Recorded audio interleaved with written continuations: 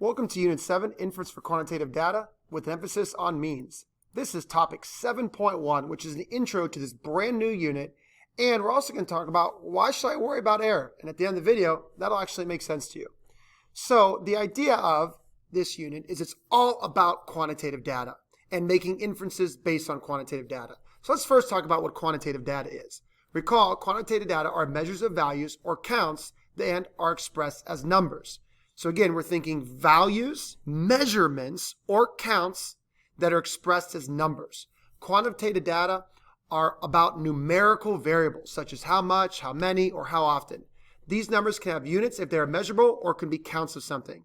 For example, if you're measuring the weights of lions, that's going to be in pounds, kilograms. I guess you could even do grams if you wanted, right?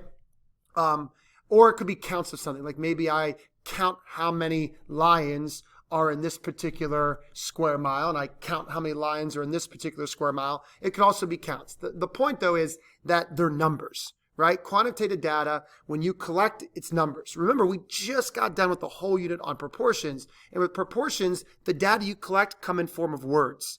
So you ask somebody, oh, do you eat cereal every morning? Yes or no? Okay, so you're going to get a bunch of answers back. Yeah, a bunch of yes or no's. Those are numbers. Or, excuse me, those are words. And when you're working with words, really, the only value that you could get is the proportion. You could say, okay, what proportion of yeses did I have? So when you're working with numbers, when the data is coming back to you in the form of numbers, that's quantitative data, right? Okay. The other thing that's super important is that it needs to make sense with any quantitative variable that you could calculate and discuss the mean of those values. So if I select a bunch of lions, it needs to make sense for me to talk about the mean weight of those lions. Or if I select a bunch of students, it needs to make sense that I could talk about their mean IQ score maybe. Or if I, catch a bunch of fish, it makes sense that I could talk about their mean length. Even if I collect a bunch of bags of candy, it would make sense that I could talk about the mean amount of candy in each bag. And again, that would be a count. But it would still make sense to say, hey, I got 100 bags. The average or the mean is 22 candies per bag. So those are still numbers that it makes sense to have a mean. There's very few examples of quantitative data that doesn't make sense to have a mean, but one of the most famous ones is zip code, right? You would never add a bunch of zip codes together and divide to get a mean, because actually zip codes are categorical data. Yes, it's a number, but there's no units. They're not a measurement. It's not like somebody measured a city and go, oh, the zip code is this because we measured it. No. And it's not a count. A zip code's not a count of anything. It's literally just a number that tells your post office, where to send your mail to. So it's really just a categorical variable. But again, that's a very rare example of a number that's actually categorical. So when you're working with quantitative variables, it's got to be a number. It's got to have a unit or a count of something, and it's got to make sense to find the mean. All right. Now, when you think of quantitative variables, there's really three things that you should think of. The first is there's going to be a mean and there's going to be a standard deviation of the entire population, right? So this is mu and sigma. Those are the symbols that we use here. Now, let me make sure you understand this completely. These numbers are really hard to find because let's talk about lions, for example, and let's talk about the weight of lions. If I wanted to know the true mean of the entire population of all lions, I would have to capture every single lion in existence, measure their weight, put them on a scale, add them all together, and then divide by how many there are. That's the only way I can get the true mean. So sorry, this value is going to be really difficult to find. Now remember, standard deviation is attached to this number because standard deviation is how far a typical line is from the mean. So I would need to first find the mean for me to calculate the standard deviation that tells me how far typical lines are from the mean. Because obviously some lines are going to be over the mean, some lines are going to be under the mean. It's just part of the world. But again, sorry, those two numbers are going to be really near impossible to find. Unless you have a very small population, right? If there's only 10 lions in the entire world, then yeah, I could get that. But that's not the case. All right, the second thing is that we could find the mean and the standard deviation of a sample. Now, it's important that the sample is going to have a different size, right? Let's just say that, let's try to be somewhat consistent here. Let's just say we're going to look at 15, a sample of 15, okay? And then I have to select that population, I have to select that sample from the population, right? So if I want to go ahead and get a sample of 15 lions. Well, I'm not going to go look at tigers. I'm going to go look at lions. Right? I'm going to go to my lions. I'm going to get a sample of 15 lions. Now, this is a small sample, 15 lions. That's not that many. I could easily calculate their sample mean, X bar. How would I do that? Excuse me. It'd actually be pretty easy. All I would have to do is add up all their weights, divide by 15, and I'd get the mean. And then S would be the standard deviation of that sample. So whereas, let's make sure we slow with this. Sigma up here, that's the standard deviation for any one line in the population. S is the standard deviation for any one line in my sample. So here, S tells me how far away a typical line is from the mean in my sample. Now, the formula for that's a little bit tricky. So honestly, I'll be honest with you, we usually have the calculator find these values for us. And let me kind of demonstrate that. I think it's worth me taking the time to show this. All right, so on your TID4 calculator, the first thing you have to do is enter in your lines. So I'm going to hit Stat, Edit, and let's just say I went ahead and found 15 lines, and I measured them. So in list 2 are my values. So I had a line that weighed 526 pounds, a line that weighed 527 pounds, and so forth. Right? I'm not going to bore you by reading off all these numbers. But I have 15 measurements, 15 numbers in my list. Now notice I use list 2. So to find the mean of my sample and the standard deviation, it's actually quite easy. Now this is going to avoid me doing the work, right? Why not let the calculator do the heavy work for me? You're just going to hit Stat, set over to Calculate, one variable stats. Now make sure the first thing you do is select the list your data is in. If you remember, my data was in list 2. So I'm going to hit second, number 2 to get list 2. Leave the frequency list blank. We never put anything there. That is, if there's a probability attached, which there's no probabilities attached here. We did that back in the probability unit. So make sure if anything's there, you clear it out. And then just hit calculate. And bingo, how easy is this? I didn't have to do any work besides entering the data into my calculator. So the mean of my sample is 522. And then S, right here, the standard deviation of my sample is 48.721. Now, I want to make a really important comment here. The sigma underneath S is not the sigma you're thinking of. It is something completely different. So to be quite honest, don't ever look at that number. Don't ever. There's no way that the calculator could find the standard deviation of all lions based on looking at only at 15. So please ignore that, right? That is nothing that you need. Now, if you scroll down, you can get the min, the max, the median, Q1, Q3. We learned all that way back in Unit 1. But right now, we're talking about means. So that'd be the 522 and the standard deviation of 48.721. All right, so the point I'm trying to make overall here is that mu, not going to be possible to find with large populations, but your mean, X bar, yeah, you could do it. Sigma, not going to be able to calculate with large populations, but you could find the standard deviation of your sample. All right, the third thing that we could do when we talk about means is we can understand a sampling distribution. Because remember, this was just one sample. But how many samples of 15 lines are out there? I'm going to venture to say probably hundreds of thousands, possibly millions. There's got to be tons and tons of different samples. Remember, if I replace one line with a new line, got a whole new sample of 15. So there's got to be tons of samples out there. So what a sampling distribution does is it makes a picture of all those possible sample means.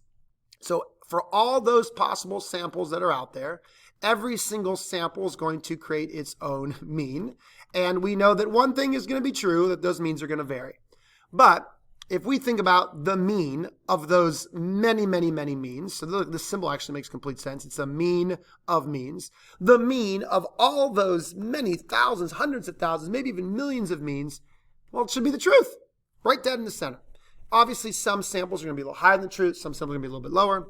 But once we take a look at all possible sample means from all possible samples of size 15, the true mean should be right smack dab in the center. And then we also have the standard deviation of those samples. So again, slightly different symbol here. It does use a sigma, so it's talking about the standard deviation. But then we got this subscript here. It's talking about the standard deviation of a bunch of means. Not one, a bunch of means. And to do this, we're going to take the standard deviation of the population sigma and divide it by the square root of our sample size. Now, we've already explained all this back in Unit 5. I'll quickly explain it one more time. The idea is that, one lion could deviate a lot from the mean in the population or even in a sample.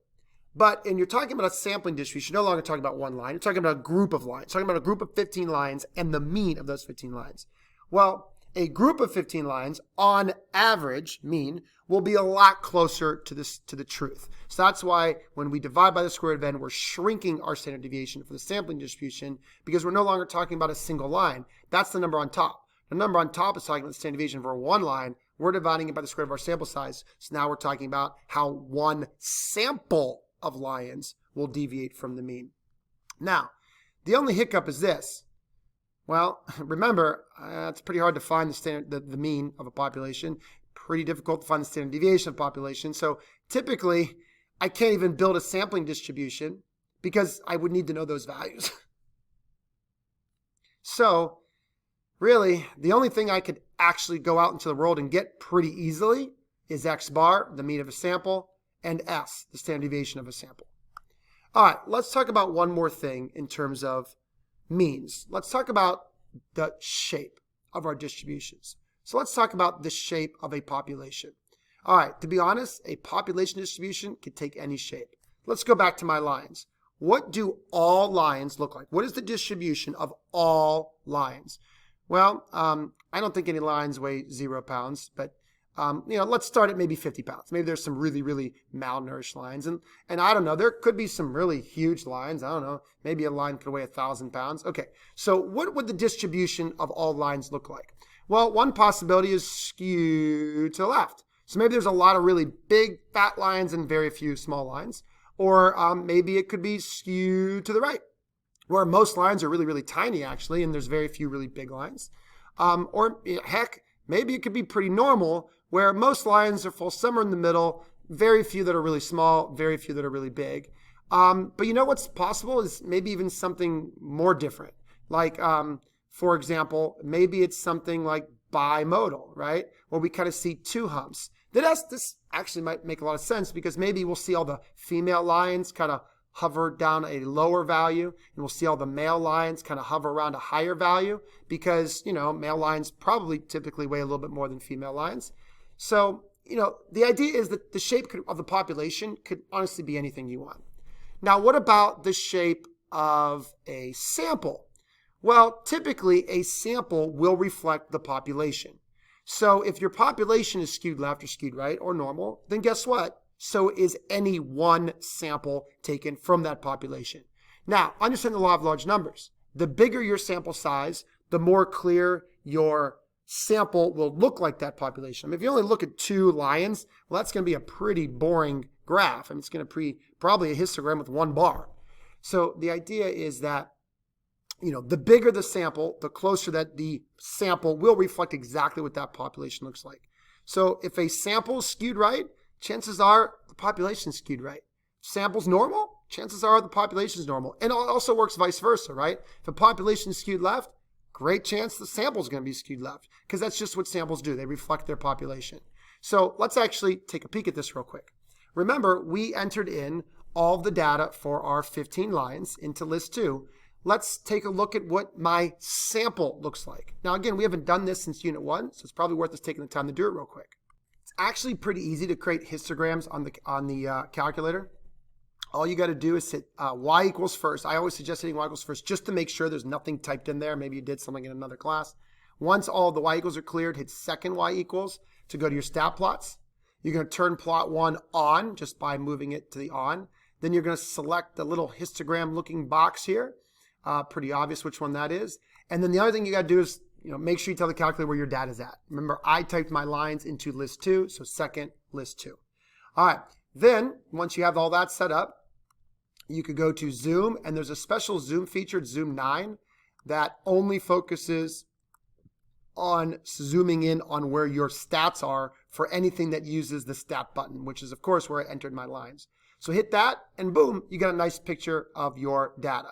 Now let's talk about this picture real quick, right? I don't see any major skewness. I see a little fall to each side. And I say major skewness, I mean major skewness. I don't see any major outliers either. You know what? This actually kind of looks symmetric, maybe even normal-ish. So if I had a guess, based on only 15 lines, what the population looks like, I'm going to say it's probably pretty normal but that's because my sample looked normal. Remember, a sample is going to reflect its population. So that makes complete sense. If my sample of lines looked majorly skewed right, well, then I would probably be pretty accurate to say that the population of all lines is also skewed right. All right, finally, let's talk about the shape of a sampling distribution. And I hope you remember this from Unit 5. That shape should always be normal, regardless of what your population looks like, regardless of what any one sample looks like. Sampling distributions should always be normal. But we do have to make sure one of two things. Either our sample size is 30 or larger, and that's the central limit theorem. Central limit theorem says, hey, have no fear. If your sample size is 30 or larger, the sampling distribution for a mean will always be normal. Otherwise, if you're under 30, you do need to make sure that your population is somewhat normal. Doesn't have to be perfect, but somewhat normal. Now, remember, it's really hard to know anything about a population, but you can infer, right? So this is what we literally just did. We took a look at our sample of lines and we saw, hey, it kind of looked normal-ish. It wasn't terrible. It was kind of symmetric. So I could only imply that my population is also going to be normal. So even though my sample size is only 15, not larger than 30, I'm pretty confident the sampling distribution is still going to be normal-ish. Again, because my sample looks normal-ish, hence the population is probably normal-ish. Okay? So that's pretty easy to understand. So at the end of the day, you know, the only thing that's really we can literally do very easily is work with our sample. We can find the mean of our sample, we can find the standard deviation of our sample, and we can even make a picture of our sample shape. So what this whole unit is about is taking the information that we can gather from a sample and trying to make some type of inference to the larger population at hand. So we could do this with 4 things, and all 4 of these things should sound very familiar because they come from what we actually just did with proportions. First, we could find a confidence interval to estimate the mean of a population based upon one sample taken from that population. So I could take my one sample of lines and I could build a confidence interval for what might be true for the entire population. The second thing that we could do is make a test. We could do a test to determine if there is a significant evidence that a claim about a population mean is true based on one sample taken from the population. So once again, the difference between a test and an interval is an interval just says, hey, I'm looking for the truth, where a test says, you know, maybe somebody told me, maybe some famous lion expert said that the average weight of all lions is 600 pounds. And, you know, I don't believe him. I claim it to be less than 600 pounds. So I'm going to have to use my sample as evidence to try to prove, to try to show that I really do think that the mean is less than 600 pounds. So, you know, like we've done that before with proportions. It's going to be a very similar idea with means. All right, next up, we can do a confidence interval to estimate the difference between 2 population means based upon 2 samples, one from each population. So maybe I wanted to say, hey, you know, what's the difference between the mean weight of lions and tigers? Man, I have no idea what it is. Lions are they more or lions less? I don't know. So I'm going to, you know, I'm thinking about the difference. I'm thinking about what's the difference between the mean of all lions and the difference between the mean of all tigers. And boy, I have no idea. Maybe it's negative, meaning tigers are more. Maybe it's positive, meaning lions are more. I have no idea. So what I could do is I could take a sample of lions. I could take a sample of tigers. And I could use that sample difference from each population, from the 2 samples, to build a confidence interval for what the truth could be. And that's pretty easy to do too. The fourth and final thing we could do is a test to determine if there is significant evidence that a claim about the difference between 2 population means is true based on 2 samples, one taken from each population. So I know that it's a mouthful, so let me explain this. Let's say that some famous wildlife expert says that the mean weight of lions is equal to the mean weight of tigers. And I'm like, wait a minute. I don't think that's true. I've watched enough Lion King to know that lions are bigger than tigers. So my claim is that the mean weight for lions is greater than the mean weight for tigers. Okay. Well, now I have to try to prove this claim. I have to try to gather evidence, one from each population, a sample of lions, sample of tigers, to try to show that it is true that lions on average are more than tigers. And again, we already know all of these things. We've done confidence intervals and tests before. Now we're just going to apply them to means. But know this, right? All of the things we just talked about, all 4 of those things involve samples, either 1 sample or 2 samples. So in any situation, we need to consider samples. But recall, a sample statistic by itself doesn't really tell you much. And that is why we must first consider how our sample statistic fits in amongst all possible samples. What point am I trying to make here? We're going to need sampling distributions. Absolutely, we're going to need sampling distributions. To do any of the 4 things we just talked about, we're going to need to consider where our one sample fits in amongst all other samples. And as we learn throughout this lesson, you know I'm going to show you that. But there's one last thing to talk about. Once a confidence interval has been created and explained to estimate a population mean, there's always the possibility that the true population mean is not captured. It's just what happens. Maybe the truth is not in our interval. We're pretty confident it is, but you never know. And this is the idea of error. Or maybe once a test has been completed and a conclusion has been made about a claim, maybe that there's always a possibility that that wrong decision was made. So remember, the other point of this video is to say that, you should worry about error, because at the end of the day, there's always a chance that you made, not that you made a mathematical error by any means, it's just that you made an error in the finding what you were hoping you were going to find.